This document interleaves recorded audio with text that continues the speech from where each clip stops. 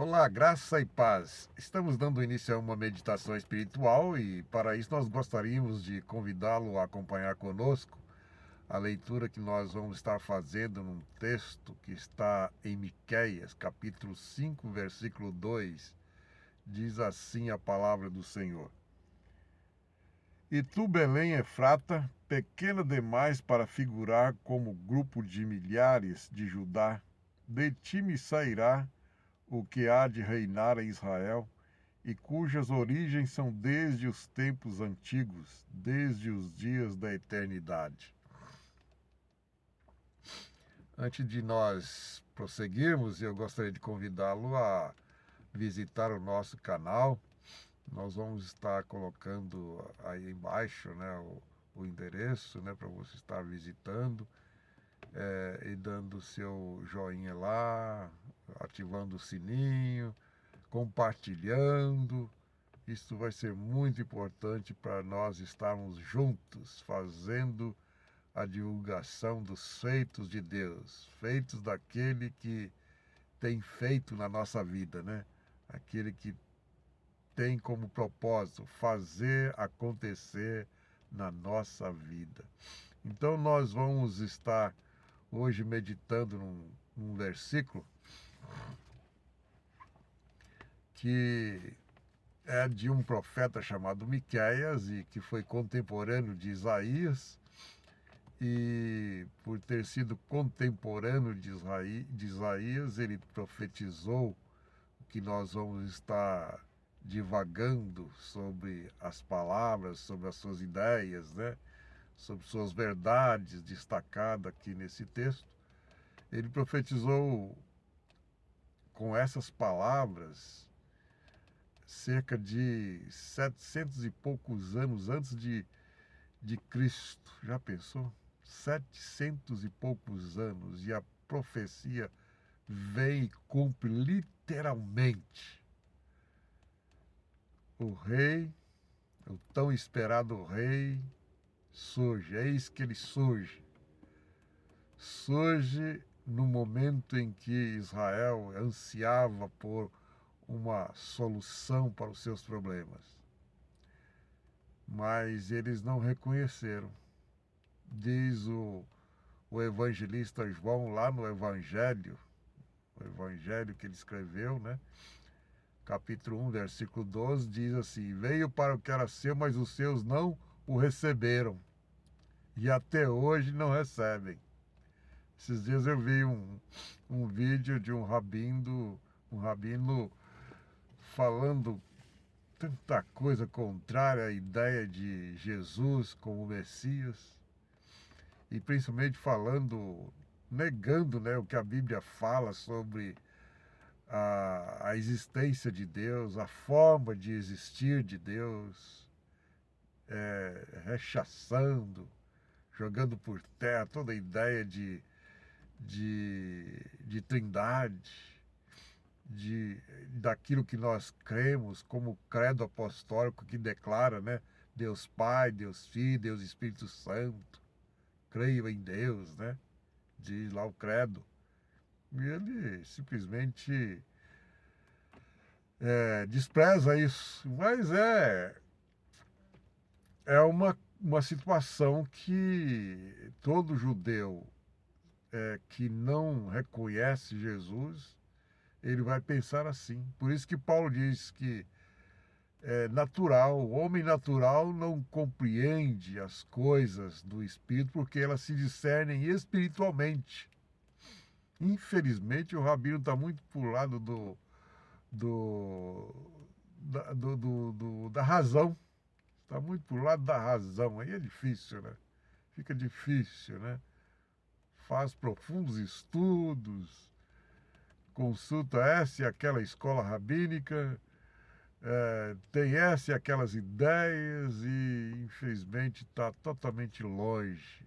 Sobre ele cai a palavra de Jesus, que Jesus falou para um conhecedor, Nicodemos, era um conhecedor, mas infelizmente ele faltava com alguma coisa. Algo faltava na vida de Nicodemos e Jesus observou isso com muita categoria, né? Jesus disse a ele: necessário vos é nascer de novo, né? João 3:3, necessário vos é nascer de novo. Então, o rabino, infelizmente, ele ainda não passou por esse novo nascimento. E por isso vai pensar assim para o resto da vida, né? Que Deus possa ter misericórdia dele e despertá-lo para a ideia de que Deus é Deus como ele conhece, como nós conhecemos, que é Deus Espírito Santo, é Deus Filho. E o próprio Jesus diz: eu e o Pai somos um. Jesus declarou isso em João 10:30. Eu e o Pai somos um, né? Sagradas Escrituras, né? É nossa escritura sagrada, assim como o Talmud é sagrado para ele, a Torá é sagrado para ele. Nós temos a Bíblia de Gênesis e Apocalipse, envolvendo a Torá e tudo mais, como algo sagrado, como aquilo que realmente faz diferença para nós. Por isso que Paulo disse: esta palavra é fiel, o apóstolo Paulo disse, esta palavra é fiel e digna de toda aceitação. E agora nós voltando a nossa atenção para a profecia em si, né?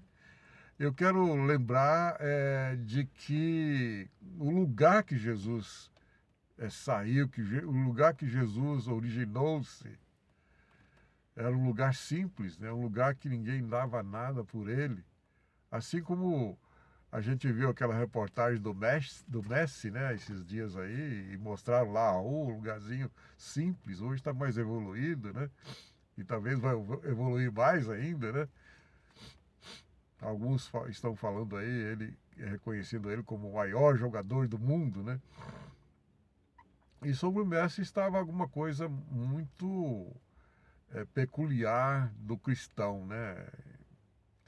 É uma pessoa humilde, uma pessoa de família, uma pessoa que tem um certo sentimento para com a família, e é isso que nós defendemos, né? Família, né? Em primeiro lugar, né? Em primeiro lugar, depois eu, depois Deus na minha vida, né? Mas a família tem que estar em primeiro lugar, né? E a família está em primeiro lugar e Deus na minha vida, nós vamos ser um reflexo, nós vamos ser luzeiros, né? Jesus diz: vós sois a luz do mundo, vós sois a luz do mundo, né? Vós sois o sal da terra, né?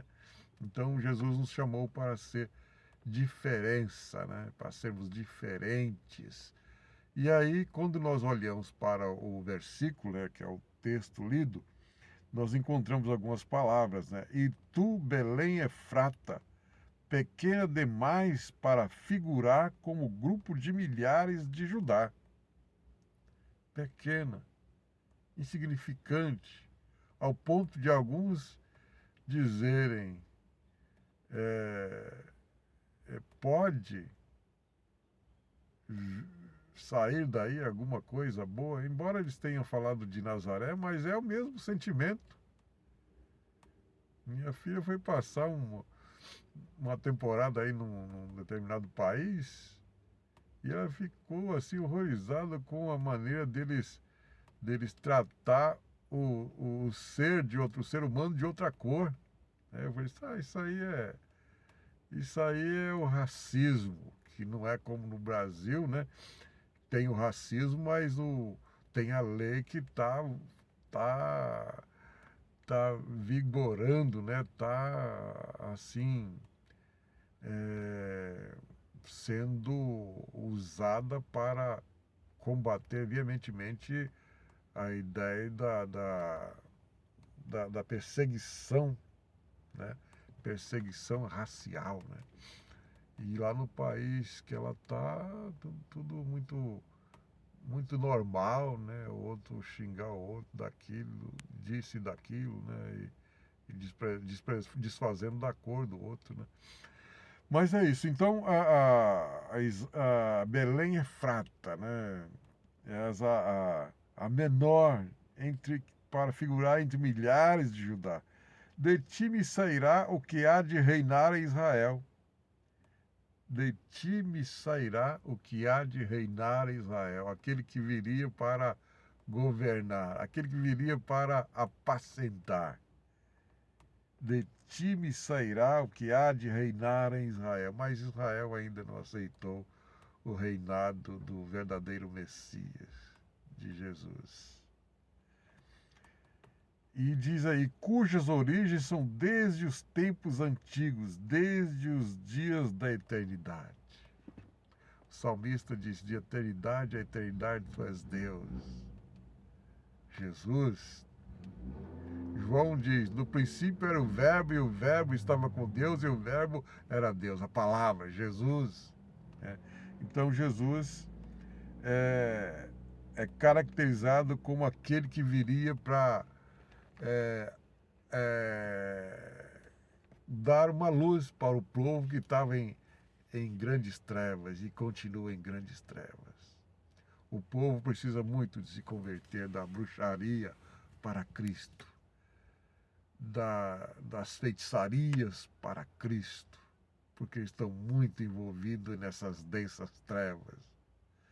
E eles só poderão tê-las desfeitas das suas vidas através do reconhecimento que Jesus é o verdadeiro Messias. E assim eles serem libertos, porque muitos há que fizeram isso.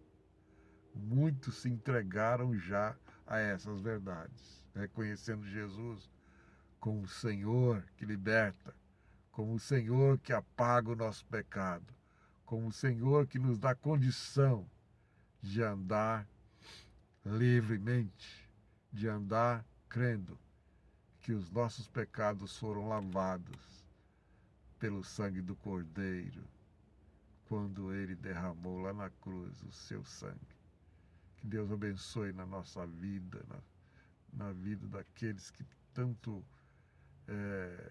têm desacreditado. Que haja luz na sua mente, no seu coração, e que assim possamos reconhecer, cada um de nós que ainda não reconhecer, possamos reconhecer que Jesus é aquele que veio para dar o maior presente que o ser humano não consegue dar, que é a vida eterna, a certeza de que um dia a vida vai acabar por aqui, mas ela continua lá nos céus com o Senhor, pela glória dele e em nome dele. Amém.